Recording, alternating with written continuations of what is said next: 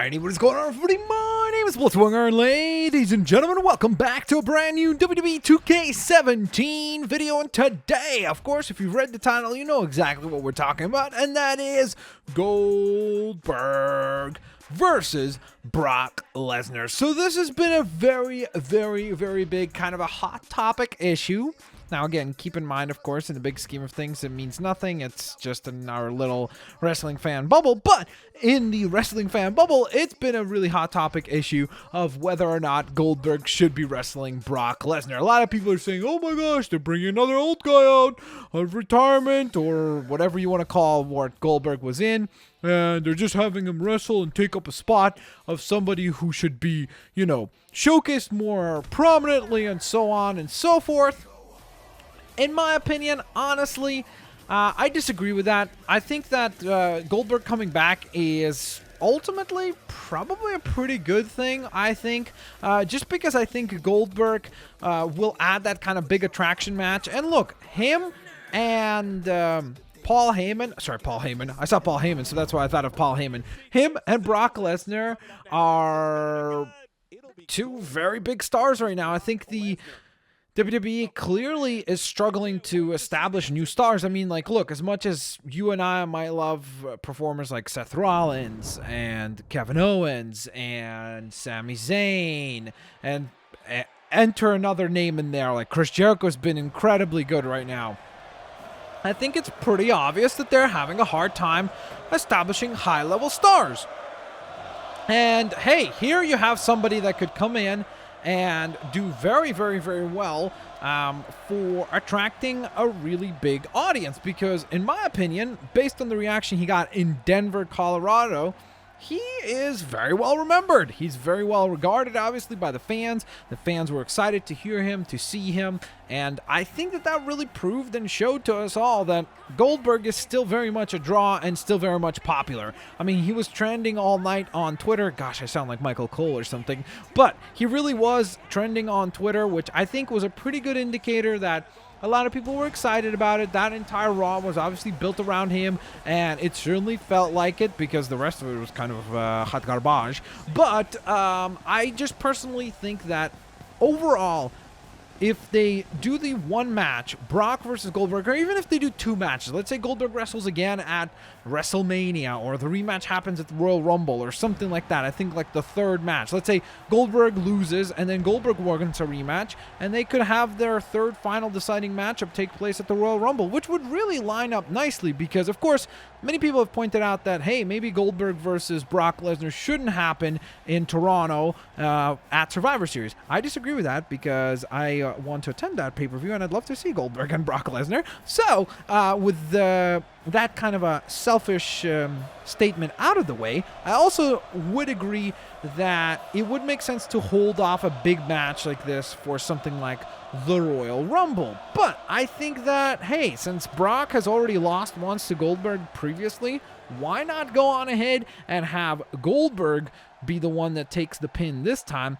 and then you go into their third match with Brock Lesnar once again being victorious, and Goldberg is able to either ride off into the sunset, or you induct him into the Hall of Fame at that, or I guess in 2017, so at next year's WrestleMania. Why not? I think that that really does make sense. I think that that's a perfect, logical kind of sequence of events, because look, if Brock wins, yeah, that's good as well. He kind of like redeemed that loss. But at the same time, you could say like, okay, now they're 1-1. There's perfect justification for them to be as a strong attraction on not the main event, but maybe the undercard of the Royal Rumble. I think that could be great. Of course, the Royal Rumble match should be the main event itself. But since they're heading to a huge building in Texas, I think that it would be a pretty good idea for them to have the third and final match, kind of the rubber match, the match that will decide it all, at the Royal Rumble. I think that would be a pretty logical sequence of events. Just my personal opinion, of course.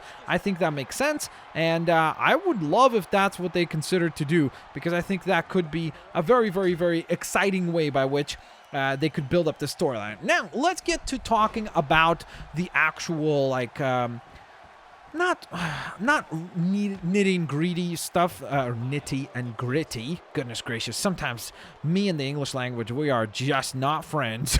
No matter how much I try, I sometimes mess up some words. But the nitty gritty of this whole situation, I would probably say that this match needs to be very, very quick. Don't get me wrong, I'm not trying to say that Goldberg or Brock Lesnar are out of shape or anything like that, but I think that I just don't really see them wrestling an incredible, like, you know, very agile and a wrestling clinic. They're not really those types of performers. I think historically speaking, Goldberg never really performed particularly well in long form matches. I think the only match that I ever enjoyed that Goldberg had that was a little bit of a longer form match was the match that he had with DDP back in WCW. And again, didn't watch that live, but having rewatched it, I thought that was a pretty good match. Now, considering the way that Brock wrestles and considering the way that most of his matches are this giant, well, obviously like the F5, giant storm happening in the ring of just suplexes and bodies getting thrown all around, I think that because of that, the match should probably not go very long. I think the match should be nice and quick because I think that would be the best way for them to not only entertain everybody, but also at the same time probably make it the most compelling thing to watch. Because I think if they try to do this thing as like this elaborate 20-something minute, like, you know, crazy match, I just don't see it working all that well. Just my personal opinion, honestly, in the rule. Oh my gosh, this submission system's horrendous. It's horrendous, I tell you. It is horrendous. I do not like the submission system. Please don't use the submission system. I can't stand it, man. It's so bad. It's so sensitive on the R stick. Like, it's insane how sensitive it is. But what I was saying before I was really interrupted, I guess, by the submission from Brock Lesnar, essentially, I just think the match needs to be nice and quick, because if the match goes very long, it's just not going to be particularly exciting. I think it will kind of slowly but surely fade away and make the fans fade away with it.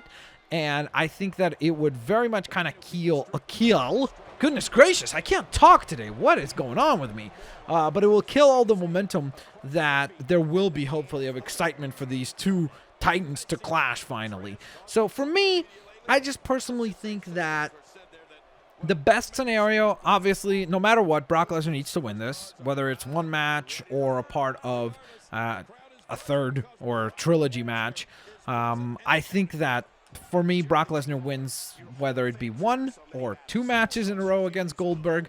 But I think that overall it's not a bad thing, because I think that it will attract a very large audience that maybe was not interested or has become disinterested with the product. Because I think there are a lot of people that are looking at it and going like, oh my God, it's Goldberg. I can relive my childhood to a certain extent. You know, gotta watch, or get to watch, I should say, Goldberg perform again. That's something that I personally know two people who I talk to who, it's not like they've quit wrestling completely, but they don't watch it very actively at all. Like, they'll watch WrestleMania and they'll watch SummerSlam, but that's pretty much their barometer for watching wrestling. And to be fair, my barometer has shrunk quite a bit as well. Like, I don't follow it on a weekly basis where I watch every show every single week anymore, but I do read up on it every week, and I try to like keep up with what exactly is happening.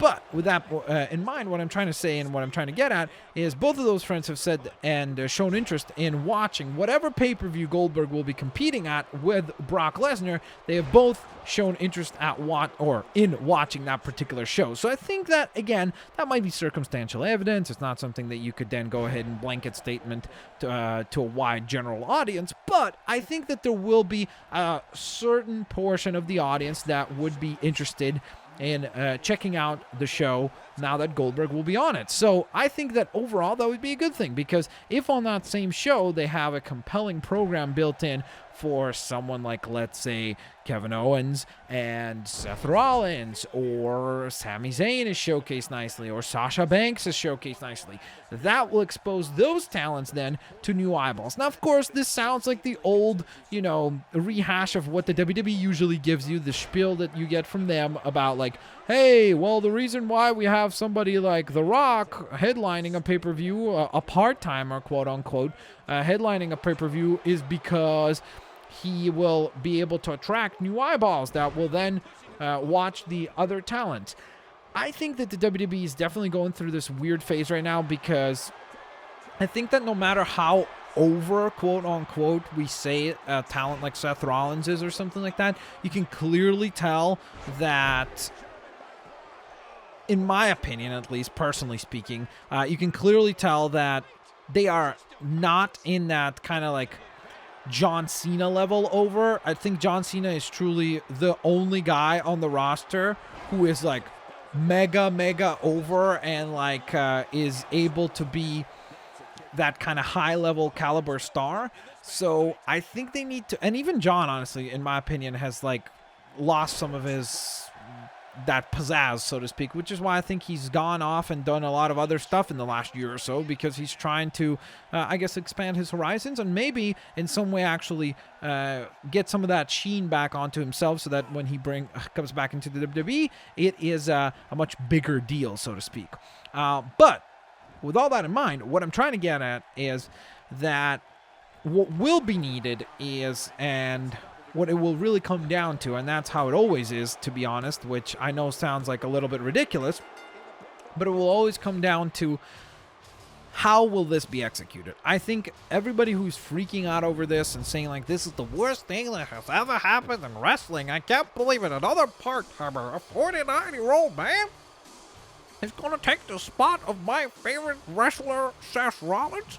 Well, it's kind of tricky to say that right now. Of course, if we look at history, yeah, in many cases that has been proven to be the fact, that a lot of times these talents come in and they just take up a spot, and it's nothing really, in the big scheme of things, nothing that really changed or improved the product in any substantial way. My hope is that they can leverage an exciting storyline between talents like Kevin Owens and Seth Rollins and actually get them going, instead of just being stuck in this like weird, it's almost like they're stuck in the mud and they can't quite get them out and push them out of the mud into this like compelling program. But if they can do that and then have Brock Lesnar and Goldberg being the attraction that will get those extra eyeballs onto the product, I think that everyone truly will benefit on that show from having Brock and Goldberg as the kind of marquee attraction, which then, of course, will attract a lot of other eyeballs and then hopefully expose those eyeballs to an exciting and compelling storyline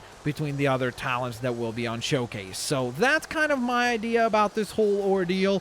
I hope that it will turn out well. We'll see how it goes. The hope is obviously to stay positive, and hopefully they can execute an exciting program between Goldberg and Brock Lesnar going into the last half of 2016, and ideally, in my opinion, it should be a third match at the Royal Rumble, which of course means into the first early quarter of 2017. And then who knows, maybe he'll wrestle again at the WrestleMania. Maybe that will be his final match. That will be his final hurrah, right? Maybe he'll do a Sting type performance where, hey, his last WrestleMania, well, it wasn't the prettiest match, so maybe he wants to have that one extra moment, and WrestleMania might just be that, so he might be showcased against another talent whom he could actually help, or I don't know. I just think that there is a lot of value, in my opinion, in Goldberg coming back, and we'll see how they execute on that. If it will be good or bad, only time will tell. Thanks all for watching. I'll catch you guys next time. Peace out. See you later, alligators. Bye-bye, everyone.